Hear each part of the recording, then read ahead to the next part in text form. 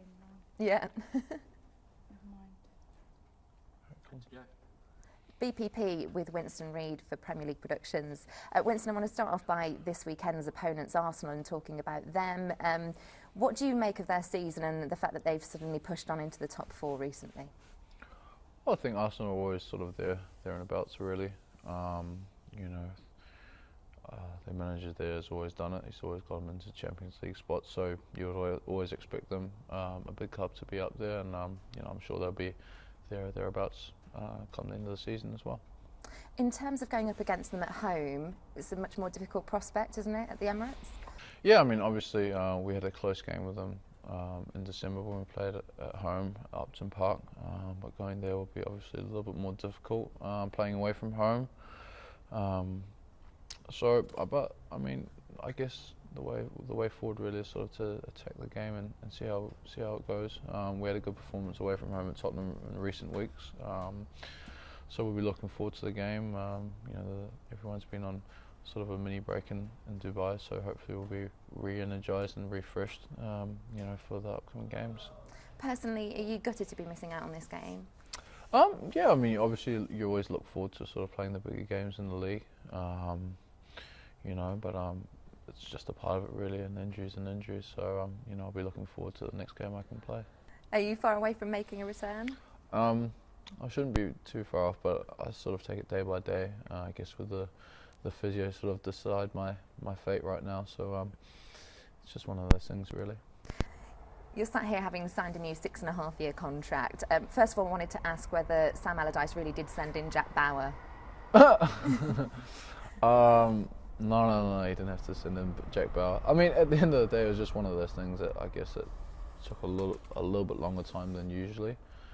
I mean, there was never ever really a big drama about it from my perspective. It was one of those things that was going to get signed at the end of the day. But I mean, negotiations do take a bit of time, and yeah, I'm happy to be here. Looking forward to the next 6.5 years of my life here. You read different conflicting reports as to sort of the big reason why you stayed. I've read about the Olympic Stadium and also the fact that you felt like the fans really wanted you to be here and you felt really wanted, valued, I think was the word that you used. Can you clear that up? What was the big reason? I mean, I've been here sort of up nearly 5 years, so I've gotten used to life around here. My family's happy here. You know, I had a good relationship while speaking with the chairman, obviously for a long time about my contract and why he explained he wanted me to stay here. Also with the manager as well. So at the end of the day, they made it very clear that I was wanted here, and like you said before, I felt valued here. So when I put all those things together, really, it sort of made sense for me to stay here another 6.5 years. Were you flattered by the interest from other clubs such as Arsenal and Spurs, and the fact as well that you're having such a good season? No, I mean, these things sort of come with football at the end of the day, but you know, the main thing for me was that I always sort of got on with my business on the pitch, and you know, my first objective was obviously to try and figure something out here with the club and try to see if I could stay here, you know, and at the end of the day we did, and you know, I'm really happy to be staying here. Like I said before, I'm happy here, my family are happy here, so yeah, it's brilliant. Currently, West Ham have slipped slightly in the table compared to where they were, 10th in the table. How do you see about the remainder of the season in terms of pushing on and perhaps getting a place in Europe? I think we have to make sure that, well, we're spoken about as a group, that we don't want to sort of let our good start of the season, half of the season, fade away, and you know, it'd be a shame to do that after the first half of the season. So I think we're going into the last games obviously with the objective to try and do well and try to make sure we pick up enough points so we can stay in that sort of top half of the table, and yeah, we'll see how far we can go up. Was that what the break to Dubai was all about, some rejuvenation? Yeah, I guess, you know, it's always been a thing about the manager. He likes to take us away and sort of get away from all the pressure and everything and take your mind off football, I guess, for 4 or 5 days. So, you know, it's nice for the boys to get to go away, you know, it's nice to see a bit of sun. There's not a lot of sun here in the UK.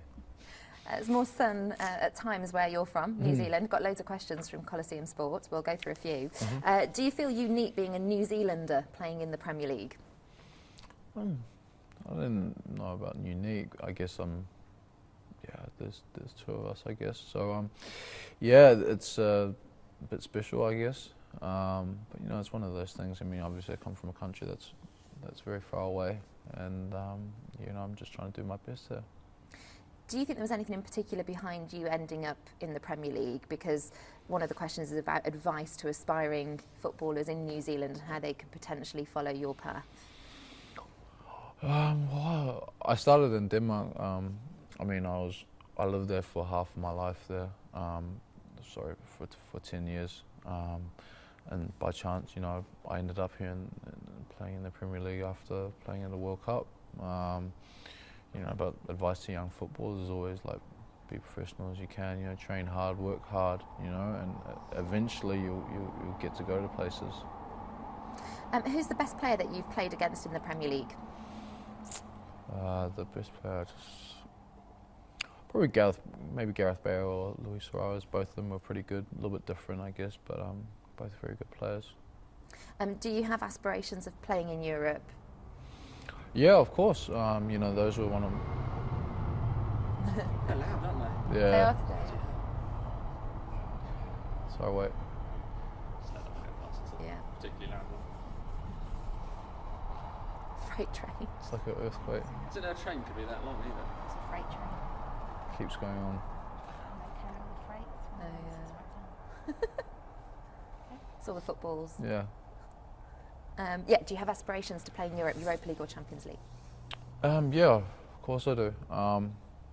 You know, over there is one of my goals, and you know, it's also, you know, one of the conversations I had before signing here as well. You know, the chairman, the club, they want to go places as well. They want to try and improve, but it needs obviously a big improvement from everyone, not just the team, the players on the team, but around the club as well. But yeah, I do have aspirations.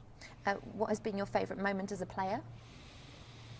As a player, personally for me, you know, to play at a World Cup, that would always be something special for me. You know, I was only young back then as well, but you know, to play at a World Cup, that was pretty special. And the final one from them is, which player in the Premier League would you love to play alongside? Love to play alongside. That's a good question.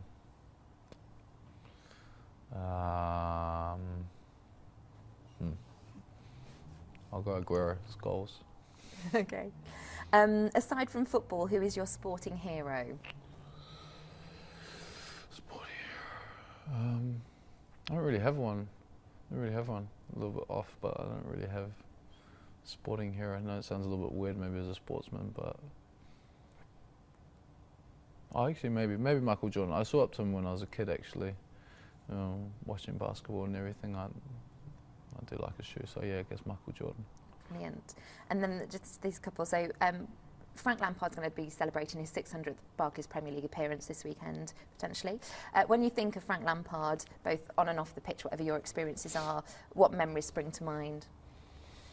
Well, I mean, if you just look at his career, he's done fantastically well for club and country, whatever club he's played for. You know, he's won I don't know how many titles with Chelsea, and scored loads of goals and played in the league at a high standard for a certain amount of years. So yeah, for him to get all the credit he deserves is, you know, it's brilliant for him.